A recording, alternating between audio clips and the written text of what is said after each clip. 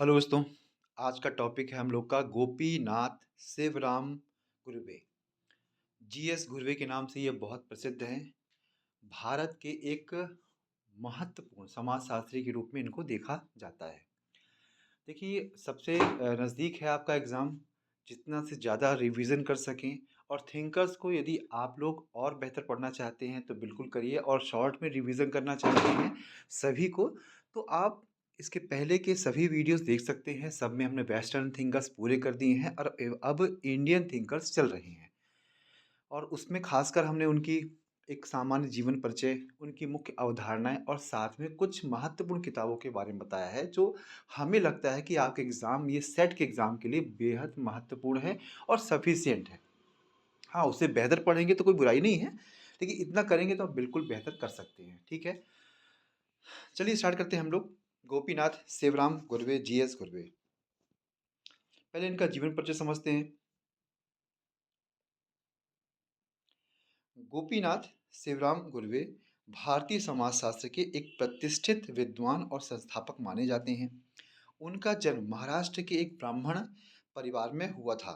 वे भारतीय समाजशास्त्र के संस्थापक व्यक्तित्वों में से एक थे और बॉम्बे विश्वविद्यालय में समाजशास्त्र विभाग के प्रमुख के रूप में कार्यरत रहे। देखो, ये बहुत अच्छा प्रश्न है कि मुंबई का जो समाजशास्त्र विभाग है उसका उसके प्रमुख के रूप में कौन थे, तो इनका नाम आप ले सकते हो। ठीक है,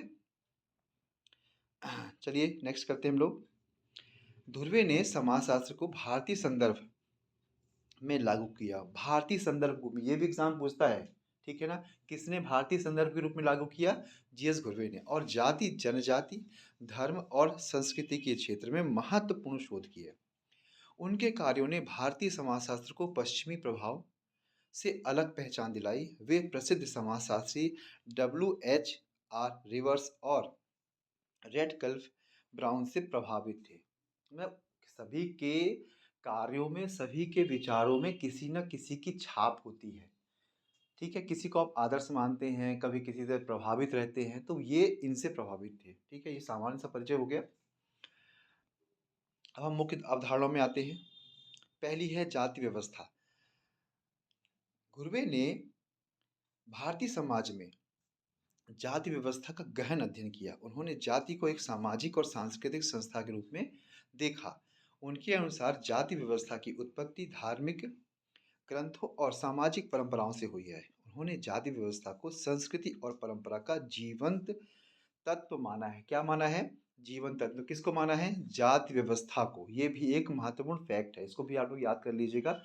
और हमने सामान्यतः जो इम्पोर्टेंट है उनको रेड से हाईलाइट किया हुआ है, तो आप उनको ज़्यादा जोर देकर और अच्छे से याद कर सकते हैं। ठीक है, नेक्स्ट आते हैं हम लोग। आदिवासी समाज, ये क्या है? घुर्वे ने आदिवासी समुदायों को हिंदू संस्कृति के एक हिस्से के रूप में देखा है। उनका मानना था कि आदिवासी समाज धीरे धीरे मुख्य धारा की हिंदू संस्कृति में समाहित हो रहे हैं। उन्होंने आदिवासी समस्याओं के समाधान के लिए शिक्षा और विकास को प्राथमिकता दी। तीसरी कॉन्सेप्ट क्या है उनका? धर्म और परंपरा। ये क्या है?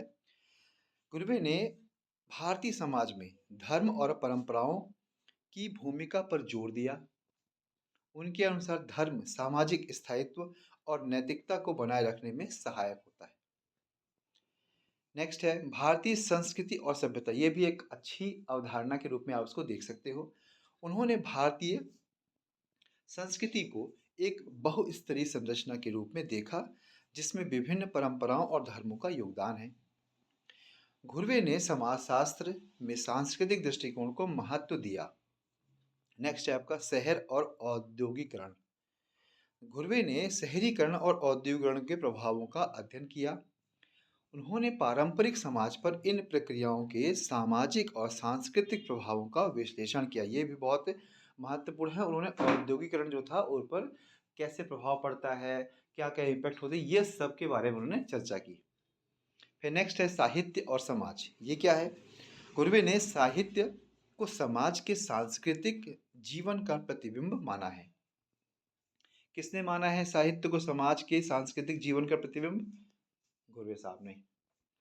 उन्होंने भारतीय साहित्य का समाजशास्त्रीय विश्लेषण किया और इसे सामाजिक परिवर्तन का माध्यम बताया। नेक्स्ट है इनकी आधुनिकता और परंपरा का द्वंद्व। देखो जीएस घुर्वे बहुत महत्वपूर्ण हैं, आप लोग इनको ध्यान जरूर पढ़िएगा और जितना अच्छे से अच्छा पढ़ सके, ध्यान से पढ़ सकें, याद कर सकें, तो दो चार फैक्ट्स अक्सर ये पूछते रहते हैं। उन्होंने परंपरा और आधुनिकता के बीच के तनाव को समझाया। उनके अनुसार भारतीय समाज में आधुनिकता के आगमन से परंपरागत संरचनाओं में बदलाव आया। अब यहाँ सभी अवधारणाएं लगभग जो मुख्य मुख्य थी वो करने की कोशिश की, बहुत शॉर्ट में समझाने की कोशिश की हमने। अब हम आते हैं इनकी किताबों पर।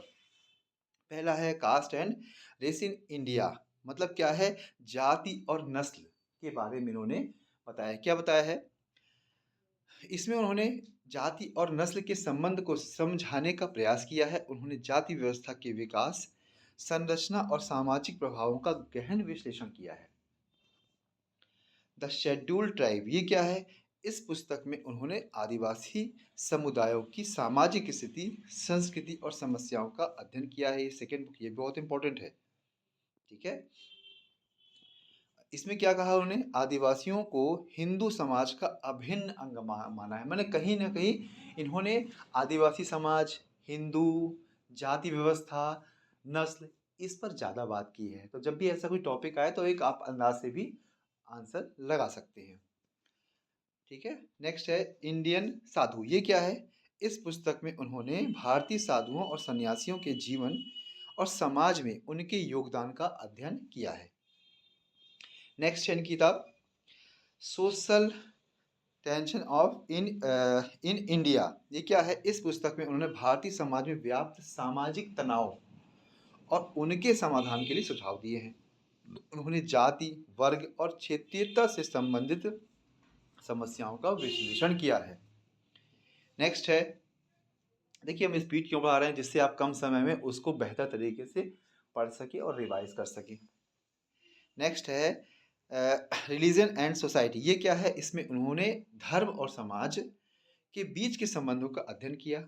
उन्होंने बताया कि धर्म भारतीय समाज के सामाजिक और नैतिक मूल्यों का आधार है।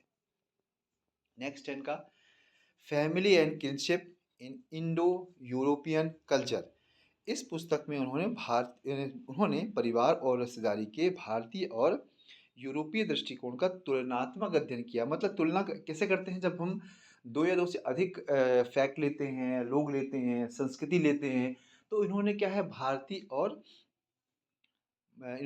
है, भारतीय और यूरोपीय दृष्टिकोण का तुलनात्मक अध्ययन किया हुआ है। फिर सिटीज एंड सिविलाइजेशन, ये क्या है, उन्होंने शहरों और सभ्यता के विकास पर चर्चा की है। उन्होंने शहरीकरण के भारतीय समाज पर प्रभावों का विश्लेषण किया। मतलब शहरीकरण जो है उसमें भारतीय समाज पर क्या क्या प्रभाव पड़ रहा है शहर में आने पर, इन सब पर उन्होंने एक बेहतर और बहुत अच्छा अध्ययन किया है। ये कंप्लीट हो गया आपका। जीएस गुरवे साहब मेन मेन चीज़ें बता दी है। आप और अच्छे से जितना अच्छा पढ़ेंगे उतना बेहतर होगा। जितना समय कम है उस समय के आधार पर हमने इनको बताने की कोशिश की है। ठीक है, okay, thank you very much.